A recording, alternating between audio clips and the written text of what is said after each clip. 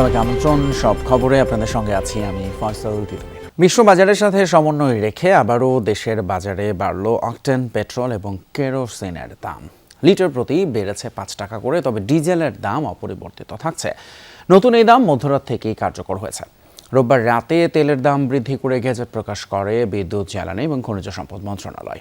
নির্ধারিত নতুন দাম অনুযায়ী ভোক্তা পর্যায়ে অকটেনের দাম 140 থেকে বেড়ে 145 টাকা, পেট্রোল 135 থেকে বেড়ে 140 টাকা এবং কেরোসিন 130 থেকে বেড়ে 135 টাকা লিটার নির্ধারণ করা হয়েছে। তবে ডিজেলের দাম 115 টাকা লিটারই থাকছে। বিশ্ববাজারে জ্বালানি তেলের দাম ওঠানামার সঙ্গে সামঞ্জস্য রেখে দেশের বাজারে এই মূল্য সমন্বয় করা হয়েছে বলে সংশ্লিষ্ট সূত্র জানিয়েছে। দেশের সামনে কঠিন এবং গুরুত্বপূর্ণ সময় অপেক্ষা করছে জানিয়ে প্রধানমন্ত্রী তারেক রহমান বলেছেন, সতর্ক না হলে দেশের অনেক ক্ষতি হবে। সাবেক রাষ্ট্রপতি জিয়াউর রহমানের শাহাদাত বার্ষিকী উপলক্ষে বিএনপির আলোচনা সভায় দলের চেয়ারম্যান বলেন, জিয়াউর রহমান যেভাবে দেশ পরিচালনা করতে চেয়েছিলেন সেভাবেই চলার চেষ্টা করছে বর্তমান সরকার। জনগণের দৃষ্টিতে বিএনপি সরকারকে সফল করতে দলীয় নেতাকর্মীদের নিজ দায়িত্বে কাজ করার আহ্বান জানান তারেক রহমান। ঠিক ৪৫ বছর আগের এক ভোরে চট্টগ্রাম সার্কিট হাউসের নিস্তব্ধতা ভেঙে যায় মেশিন গানের শব্দে। জাতি হারায় এক কীর্তিমান সেক্টর কমান্ডার, স্বাধীনতার ঘোষক ও তৎকালীন রাষ্ট্রপতি জিয়াউর রহমানকে। সেই হত্যার বিচার হয়নি আজও। বিএনপি আয়োজিত জিয়াউর রহমানের শাহাদাত বার্ষিকী আলোচনা সভায় দীর্ঘদিন পর সাবেক রাষ্ট্রপতির হত্যার বিচার চাইলেন দলের তরুণ নেতারা। পুত্র হিসাবে পিতা হত্যার বিচার নয়, একজন প্রধানমন্ত্রী হিসাবে সাবেক রাষ্ট্রপতির হত্যাকাণ্ডের বিচার আবার নতুন করে শুরু করতে হবে। কারা হত্যা করেছিল, কারা এর মাস্টার মাইন্ড। এ সময় মঞ্চে ছিলেন জিয়াউর রহমানের পুত্র ও প্রধানমন্ত্রী তারেক রহমান, ছিলেন সাবেক রাষ্ট্রপতির একসময় সহকর্মী, বিএনপির সিনিয়র নেতা ও বরেণ্য শিক্ষাবিদরাও। তারা জিয়াউর রহমানের বর্ণাঢ্য জীবন আর কর্ম নিয়ে আলোচনা করেন। আমরা নাকি সংস্কারে বিশ্বাস করি না, সংস্কার করছি না। আমি বারবার যে কথাটা বলি, সংস্কারের জন্ম তো বিএনপি দিয়েছে। শহীদ প্রেসিডেন্ট জিয়াউর রহমান তিনি একদলীয় শাসন ব্যবস্থা থেকে বহুদলীয় গণতন্ত্রে নিয়েছেন। যে মানুষটি না থাকলে মুক্তিযুদ্ধই হতো না, তাকে মুক্তিযুদ্ধ বিরোধী তকমা দিয়ে জনগণ থেকে বিচ্ছিন্ন করার এবং সেই সুযোগ গ্রহণ করে তাকে হত্যা করার, সেটা তারা করেছিল। আলোচনা সভায় প্রধানমন্ত্রী তারেক রহমান বক্তব্যের শুরুতেই তার বাবার স্মৃতিচারণ করেন। এ সময় শিশুদের মধ্যে নৈতিক মূল্যবোধ তৈরি করতে সরকারের পরিকল্পনা তুলে ধরেন তিনি। সামাজিক মূল্যবোধ, আমাদের সমাজ ব্যবস্থায় পারিবারিক যে মূল্যবোধ, একই সাথে আমাদের ধর্মীয় মূল্যবোধ, অনেকগুলো ছোট ছোট বিষয়, এই বিষয়ে আমরা চেষ্টা করছি কাজ করতে। দেশের টালমাটাল পরিস্থিতির মধ্যে বর্তমান সরকার দায়িত্ব নিয়েছে জানিয়ে প্রধানমন্ত্রী বলেন, জিয়ার পথ অনুসরণ করেই বর্তমান সরকার দেশ পরিচালনার চেষ্টা করছে। আমাদের সামনে প্রথমত একটি অত্যন্ত কঠিন সময় অপেক্ষা করছে। আমাদের সামনে একই সাথে অত্যন্ত একটি গুরুত্বপূর্ণ সময় অপেক্ষা করছে। এই সময়টিতে, এই গুরুত্বপূর্ণ এবং কঠিন সময়ে আমাদের হেসে খেলে চলে গেলে খুব বড় ক্ষতি হয়ে যাবে। ক্ষতি কার হবে? ক্ষতি আপনার হয়তো হবে না, ক্ষতিটি হবে দেশের, ক্ষতিটি হবে আপনার ভবিষ্যৎ প্রজন্মের। প্রধানমন্ত্রী বলেন, কঠোর পরিশ্রম ও সততার মাধ্যমে দেশে অনেক পরিবর্তন এনেছিলেন জিয়াউর রহমান। সেজন্য বর্তমান সরকারকেও জনগণের কাছে সফল করতে হবে। ঢিল কোন গাছে মারে মানুষ? আম গাছে মারে, লিচু গাছে মারে, জাম গাছে মারে, যে গাছে ফল আছে, অর্থাৎ যে দিতে পারে। জনগণের দৃষ্টিতে আমাদেরকে সফল সরকার হতে হবে এবং জনগণের দৃষ্টিতে যদি সফল সরকার হতে হয় তাহলে অবশ্যই শুধুমাত্র 214 জন এমপি বা 50 জন ক্যাবিনেট মেম্বারের পক্ষে সেটা সম্ভব না। যখন বাংলাদেশ জাতীয়তাবাদী দলের সারা দেশে ছড়িয়ে ছিটে থাকা সকল নেতাকর্মী এই কর্মসূচিগুলোকে বাস্তবায়নের লক্ষ্যে, এই কর্মসূচিগুলোকে সাকসেসফুল করার জন্য মাঠে ময়দানে নেমে কাজ করতে পারবেন বা করবেন, তখনই শুধুমাত্র সেটি সম্ভব।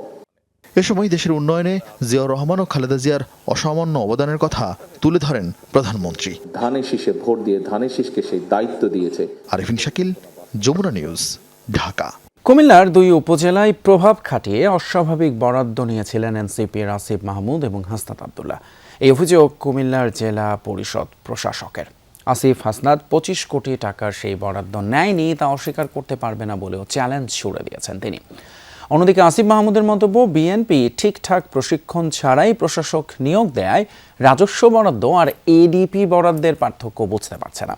আর হাসনাত আব্দুল্লাহর দাবি, তার উপজেলার জন্য দেয়া বরাদ্দ উপজেলা প্রশাসনের মাধ্যমে 42টি প্রকল্পে ব্যয় হয়েছে। 5 কোটি টাকার একটা হিসাবও ফেসবুক পোস্টে দিয়েছেন তিনি। শনিবার কুমিল্লা শিল্পকলা একাডেমিতে এক অনুষ্ঠানে জেলা পরিষদের প্রশাসক মুস্তাক মিয়া অভিযোগ করেন, এনসিপির মুখপাত্র আসিফ মাহমুদ সজীব ভুইয়া অন্তর্বর্তী সরকারের উপদেষ্টা থাকাকালে নিজ উপজেলা মুরাদনগরের জন্য 15 কোটি টাকা নিয়েছেন। আর এনসিপির দক্ষিণাঞ্চলের মুখ্য সংগঠক হাসনাত আব্দুল্লাহ সমন্বয়ক পরিচয়ে দেবিদ্বারের জন্য নিয়েছেন 10 কোটি টাকা।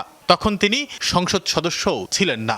আমার জেলা পরিষদ থেকে মুরাদনগরে যে আসিফ মাহমুদ কি ছিল একটা, ও 15 কোটি টাকা নিয়ে গেছে। সেটা আমাদের নিজস্ব রাজস্ব টাকা 15 কোটি টাকা। আর একজন হাসনাত আব্দুল্লাহ, ও নিয়ে গেছে 10 কোটি টাকা।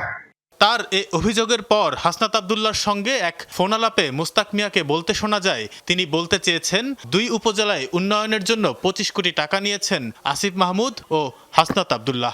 আপনি টাকা খাইছেন সেটা তো আমি বলি নাই। আমি বলছি যে ডেভেলপমেন্ট ওয়ার্কে আপনারা 2 উপজেলায় নিয়ে গেছেন 25 কোটি। তো বৈষম্য বিরোধী আপনি এটা বলেন না, ওইটাই বলছি। এটা হয়তো মিডিয়াতে পুরোটা হয়তো আসে নাই আর কি, সেটা হইতে পারে। সে রাতেই ফেসবুক পোস্টে হাসনাত অভিযোগ করেন, রাজস্ব বরাদ্দ ও এডিপি বরাদ্দের পার্থক্য না বুঝেই ওই বক্তব্য দিয়েছেন প্রশাসক। হাসনাতের দাবি, দেবিদ্বার উপজেলার জন্য দেওয়া বরাদ্দ উপজেলা প্রশাসনের মাধ্যমে ব্যয় হয়েছে। সেই ব্যয়ের প্রতিটি টাকার হিসাব সরকারি নথিতে সংরক্ষিত আছে। ই টেন্ডারে হওয়া 5 কোটি টাকা ব্যয়ের একটি হিসেবও উপস্থাপন করা হয় ওই পোস্টের কমেন্টে। শনিবার রাতেই এই অভিযোগ অস্বীকার করে প্রতিক্রিয়া জানান আসিফ মাহমুদও। পরদিন দুপুরে রাজধানীর কালশী বস্তিবাসীর মাঝে খাবার বিতরণকালে সাবেক উপদেষ্টা বিএনপির প্রশাসক নিয়োগের সমালোচনা করেন। বলেন, প্রশাসক জানেন না বাজেট নির্ধারণ মানেই টাকা নিয়ে যাওয়া নয়। বিএনপি কিছু শিক্ষিত লোকদেরকে প্রশাসক হিসেবে বসানো দরকার ছিল সারা দেশে, অথবা তাদের একটা ট্রেনিং এর ব্যবস্থা করা দরকার ছিল। ওই বিশেষ বরাদ্দ খাত আর রাজস্ব খাত তো এক না। এটা যদি ওনারা গোলায় ফেলেন তাহলে ওনাদের ওইখানে বসার আসলে কোনো যোগ্যতাই নাই। প্রথমে বলছেন নিয়ে গেছে, তারপরে আবার হাসনাত আব্দুল্লাহ ভাই যখন কল দিলেন তখন তিনি বলছেন যে আমি তো আসলে নিয়ে গেছে বুঝাই না, আপনারা বরাদ্দ দিচ্ছেন। তাহলে আমরা এখানে তাহলে এটাও বলা যায় যে তারেক রহমান 9,30,000 কোটি টাকা নিয়ে যাচ্ছেন। এটা তো বাজেট নির্ধারণ করা হচ্ছে। এটাকে তো এত মূর্খ লোকজনের সাথে আমাদের এসে এখন রাজনীতি করতে হবে, এটা খুবই দুঃখজনক। এরই মধ্যে জেলা পরিষদ প্রশাসক আবারও প্রশ্ন ছুড়ে দিয়েছেন আসিফ আর হাসনাতের উদ্দেশ্যে। এক সাক্ষাৎকারে তিনি জানান, 2 উপজেলায় প্রভাব খাটিয়ে অস্বাভাবিক সে বরাদ্দ নিয়েছিলেন আসিফ হাসনাত। আমাদের জেলা পরিষদের মাধ্যমেই প্রকল্প নামে 15 কোটি মুরাদনগরে এবং দেবিদ্বারে 10 কোটি টাকা ওনারা নিয়ে গিয়েছে। কারণ ওরা যে টাকাটা নিছে তারা সেটা বলুক ওরা নেয় নাই, ওরা তো আমার জেলা পরিষদের মাধ্যমে এটা নিয়েছে। এতে অন্যান্য উপজেলার সাথে ব্যাপক বৈষম্য হয়েছে বলে মন্তব্য করেছেন প্রশাসক। বলেন, হাসনাতের সাথে তার ফোনালাপের খণ্ডিত অংশ সামাজিক মাধ্যমে প্রচার করা হয়েছে। পাশাপাশি উপজেলাগুলোতে দেখা গেছে কোথাও 10 লাখ 20 লাখ বৈষম্যের কথা বলে আন্দোলন করা হয়েছে। যারাই এই আন্দোলনে ছিল এরাই বৈষম্যের সৃষ্টি করেছে। ফোনে হাসনাত আব্দুল্লাহর সাথে আমার কথা হয়েছে, পুরা ভিডিওটা সে ছাড়ে নাই। তানফির সিদ্দিক টিপু, যমুনা নিউজ, ঢাকা। সরকারি দলের লোকজনের কারণেই আইনশৃঙ্খলা পরিস্থিতি দিন দিন অবনতি ঘটছে, এমন অভিযোগ করেছেন সংসদের বিরোধী দলীয় উপনেতা এবং জামায়াতের নায়েবে আমির ডাক্তার সৈয়দ আব্দুল্লাহ মোহাম্মদ তাহের। দুপুরে কুমিল্লা চৌদ্দগ্রাম উপজেলায় জামায়াতের ঈদ পুনর্মিলনী এবং গণসংবর্ধনা অনুষ্ঠানে প্রধান অতিথি হিসেবে উপস্থিত ছিলেন তিনি। এ সময় ডাক্তার তাহের বলেন, অপরাধমূলক কর্মকাণ্ডের সাথে সরকার দলীয় লোকজন জড়িত থাকলে চাইলেও অনেক সময় আইনশৃঙ্খলা বাহিনী কঠোর ব্যবস্থা নিতে পারে না। এ ধারা অব্যাহত থাকলে আইনশৃঙ্খলা পরিস্থিতির অবনতি ঠেকানো যাবে না। দ্রুত সমস্যাগুলো চিহ্নিত করে ব্যবস্থা নিতে সরকারের প্রতি আহ্বান জানান তিনি। গ্র্যাজুয়ালি আরও অবনতি ঘটছে। আপনারা দেখেছেন বেশ কিছু শিশু মারা গেছে, র্যাপ কেস হচ্ছে, মামলা হচ্ছে, এটা একেবারে অপ্রত্যাশিত। এর প্রধান কারণ হচ্ছে সরকারি দলের লোকেরাই এগুলোর সাথে জড়িত। যেহেতু সরকারি দলের লোকেরা জড়িত, আইনশৃঙ্খলা রক্ষাকারী বাহিনী অনেক সময় তাদের সাথে যে কঠোর আচরণ করা দরকার সেই আচরণটা তারা করতে পারছে। সংবিধান সংশোধনের জন্য সংসদীয় কমিটিতে 5 জন সদস্য দেওয়ার বিষয়ে বিরোধী দলের সিদ্ধান্তের অপেক্ষায় রয়েছে সরকার, এমনটা জানিয়েছেন আইনমন্ত্রী মোহাম্মদ আসাদুজ্জামান। সকালে ঝিনাইদহের শৈলকুপায় এক অনুষ্ঠানে তিনি বলেন, বিরোধী দল থেকে নাম না পাওয়া গেলে সংবিধান সংশোধনের জন্য জুলাই সনদের পথ ধরে এগোনো হবে। আমাদের পক্ষ থেকে 7 জন রেখেছি, 5 জন অন্যান্য দলের প্রতিনিধি যারা আছেন, স্বতন্ত্র প্রতিনিধি যারা আছেন তাদের মধ্য থেকে রেখেছি, আর 5 জন বিরোধী দলের কাছ থেকে চেয়েছি। ওনারা বলেছেন এই সামনের সেশনে জানাবেন, আমরা অপেক্ষায় আছি। ওনাদেরটা পেলেই আমরা সংবিধান সংশোধনের জন্য জুলাই সনদের পথ ধরে হেঁটে যাব। রাজধানীর পল্লবীতে শিশু রামিসাকে ধর্ষণের পর হত্যা মামলার শুনানি সোমবার। চার্জশিট গ্রহণ করা হলে বিচার কাজ শুরু হবে। ঈদের আগেই এই মামলায় 2 জনকে আসামি দেখিয়ে আদালতে অভিযোগপত্র দেয় পুলিশ। এরপরই মামলাটি বিচারের জন্য শিশু সহিংসতা দমন ট্রাইব্যুনালে পাঠানোর আদেশ দেওয়া হয়। পরে ওই ট্রাইব্যুনালের বিচারক অভিযোগপত্র আমলে নিয়ে 1 জুন শুনানির তারিখ নির্ধারণ করেন। গত 19 মে সকালে পল্লবীর একটি বাসা থেকে রক্তাক্ত এবং খণ্ডিত অবস্থায় উদ্ধার করা হয় শিশু রামিসার মরদেহ। পরদিনই নিহতের বাবা আব্দুল হান্নান মোল্লা বাদী হয়ে পল্লবী থানায় মামলা করেন। পরে প্রতিবেশী সোহেল রানা ও তার স্ত্রীকে আটক করে পুলিশ। আদ্দিন হাসপাতালে অভিযানে গিয়ে দেখা মিলল অপরিচ্ছন্ন পরিবেশের।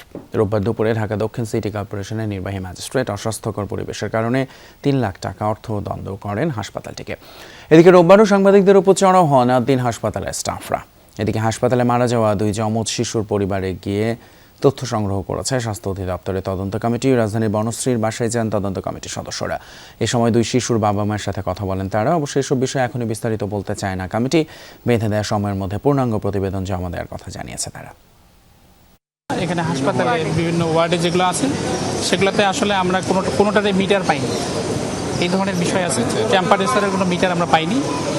এছাড়া আমরা আরেকটা যেটা জিনিস আমরা পেয়েছি সেটা হলো যে কিছু কিছু জায়গায় একটু নোংরা আছে। হ্যাঁ, আমরা এই সার্বিক বিষয়টা বিবেচনা করে আমরা 3 লাখ টাকা জরিমানা করেছি। ওদিনকে নার্সও ছিল না, ডাক্তারও ছিল না, আসলে 2-1 জন আয়া, নার্স ডাক্তার কেউ ছিল। যদি তখন ওখানে নার্সেরা ডক্টররা আমাদের দিকে গিয়ে আসতো তাহলে আমাদের বাচ্চারা অত অসুস্থ থাকতো না, আর এত বাচ্চা মারাও যেত। হামের উপসর্গে ঢাকা এবং বরিশালে আরও 2 জনের মৃত্যু হয়েছে। এ নিয়ে মৃত্যুর সংখ্যা দাঁড়ালো 585 জনে। এখনও ঢাকা এবং ঢাকার বাইরে বিভিন্ন বিভাগে হামে আক্রান্ত হয়ে হাসপাতালে ভর্তি রোগীর সংখ্যা বাড়ছে। উপসর্গ নিয়ে এক হাসপাতাল থেকে অন্য হাসপাতালে ছুটছেন রোগীর স্বজনেরা। চিকিৎসকদের পরামর্শ, টিকা গ্রহণের পাশাপাশি আক্রান্ত রোগীকে পর্যাপ্ত বিশ্রাম, পুষ্টিকর খাবার এবং প্রচুর তরল পানীয় গ্রহণ করতে হবে। রাজধানীর ডিএনসিসি হাসপাতালে হাম উপসর্গ নিয়ে শতাধিক ব্যক্তি চিকিৎসা নিতে আসেন এদিন, যাদের বেশিরভাগই শিশু। চিকিৎসার পাশাপাশি আক্রান্ত রোগীকে পর্যাপ্ত বিশ্রাম, পুষ্টিকর খাবার এবং প্রচুর তরল পানীয় গ্রহণের পরামর্শ দিয়েছেন ডাক্তাররা। পিরোজপুরে একই গ্রাম থেকে 2 জনের মরদেহ উদ্ধার করেছে পুলিশ। গ্রামবাসী বলছে ব্রিটিশ ধাতব পিলার সন্ধান করতে গিয়ে তারা মারা গিয়েছেন। পুলিশ বলছে হত্যার কোনো আলামত মেলেনি। কিভাবে ঘটনা আর কেনই বা এই মৃত্যু তা জানে না কেউ। এই ঘটনায় এলাকায় চাঞ্চল্য দেখা দিয়েছে, তবে এখনও কোনো মামলা হয়নি। এখনও এই ঘটনায় নিখোঁজ আছেন আরেকজন। স্থানীয়রা জানায়, যেখানেই তাদের মরদেহ পাওয়া যায় তার পাশে রাতের আধারে বড় একটি গর্ত খোঁড়া হয়েছিল। গ্রামবাসীর ধারণা মাটির নিচে থাকা পুরনো ধাতব ব্রিটিশ পিলার খুঁজতে গিয়েছিলেন তারা। নিহতদের পরিবারের দাবি, কারোর সঙ্গে তাদের কোনো শত্রুতা বা বিরোধ ছিল না। কিভাবে তাদের মৃত্যু হয়েছে কেউ জানে না। নিহত সাগরের ভাই জানান, রাতে তাদের বাড়িতে অচেনা 3 জনকে দেখতে পান তিনি। পরে তাদের পিছু নিলে বাড়ির পাশে সাগরের মরদেহ পড়ে থাকতে দেখেন। হবিগঞ্জের বানিয়াচংয়ে ফুটবল খেলা নিয়ে বিরোধের জেরে 2 পক্ষের মধ্যে সংঘর্ষে অন্তত 20 জন আহত হয়েছেন। রোববার বিকেলে উপজেলা সদরের নন্দীপাড়া, ইনাতখানি এবং পুরানবাগ এলাকার বাসিন্দাদের মধ্যেই সংঘর্ষ হয়। পুলিশ জানায়, নন্দীপাড়া খেলার মাঠে কে আগে ফুটবল খেলবে তা নিয়েই 2 এলাকার যুবকদের মধ্যে বাকবিতণ্ডা হয়। এক পর্যায়ে দেশীয় অস্ত্র নিয়ে সংঘর্ষে জড়ায় উভয় পক্ষ। প্রায় ঘণ্টাব্যাপী চলা সংঘর্ষে অন্তত 20 জন আহত হয়েছে। উদ্ধার করে উপজেলা স্বাস্থ্য কমপ্লেক্স সহ বিভিন্ন হাসপাতালে ভর্তি করা হয় তাদের। খবর পেয়ে ঘটনাস্থলে পৌঁছে পরিস্থিতি নিয়ন্ত্রণে আনে পুলিশ। সারা দেশে 56.5 লাখ চামড়া সংরক্ষিত হয়েছে, যা প্রত্যাশার চেয়ে বেশি, এমনটি জানালেন বাণিজ্যমন্ত্রী খন্দকার আব্দুল মুক্তাদির। বিকেলে সিলেটে শহীদ রাষ্ট্রপতি জিয়াউর রহমানের শাহাদত বার্ষিকীর আলোচনা সভা শেষে মন্ত্রী বলেন, সংরক্ষিত চামড়া কেনার ক্ষেত্রে সরকার যদি ধীর গতি দেখে তাহলে প্রয়োজনে ওয়েট ব্লু চামড়া রপ্তানির অনুমতি দেবে।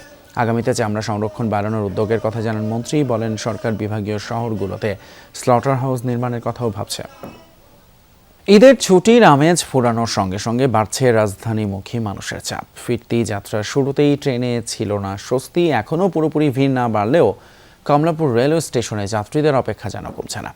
রোববার সকাল থেকেই কমলাপুর রেলওয়ে স্টেশনে যাত্রীদের আনাগোনা ছিল চোখে পড়ার মতো। দেশের বিভিন্ন প্রান্ত থেকে একের পর এক ট্রেন এসে পৌঁছায় ঢাকায়। ভোগান্তি এড়াতে কিংবা জরুরি কাজে যারা ঢাকায় ছিলেন তাদের অনেকেই ধরেছেন বাড়ির পথ, ফলে স্টেশনে ছিল দুইমুখী যাত্রী চাপ। তবে ভোগান্তি ছিল রেলের এলোমেলো সিঁড়ি বলে।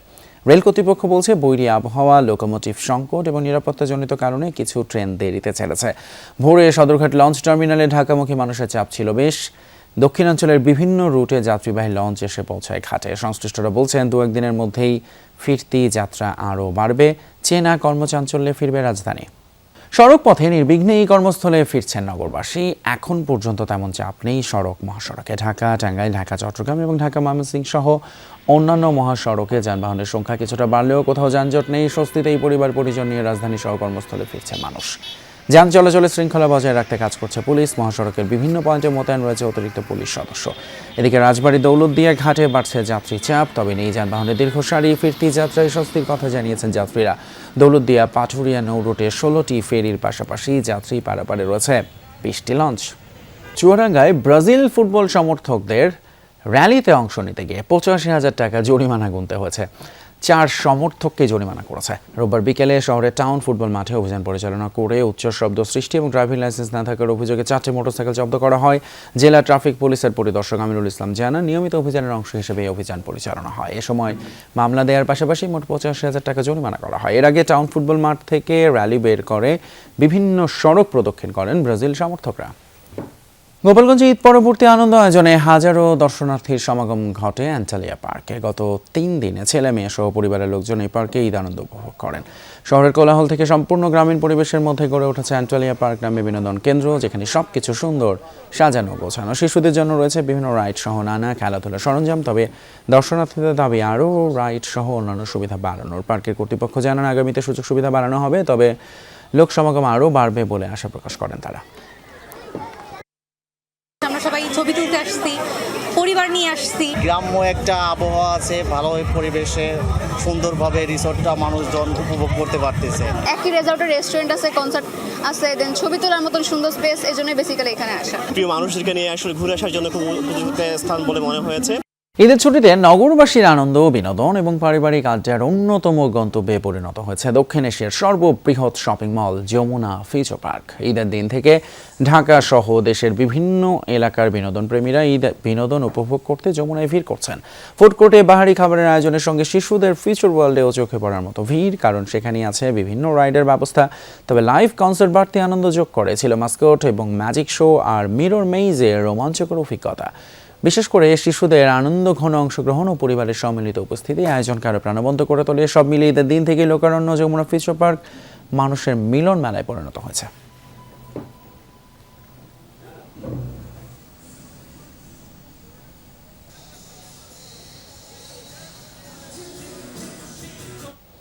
ছিল আমাদের আজকের সব খবরের আয়োজন। এতক্ষণ সাথে থাকার জন্য ধন্যবাদ আপনাদের সবাইকে।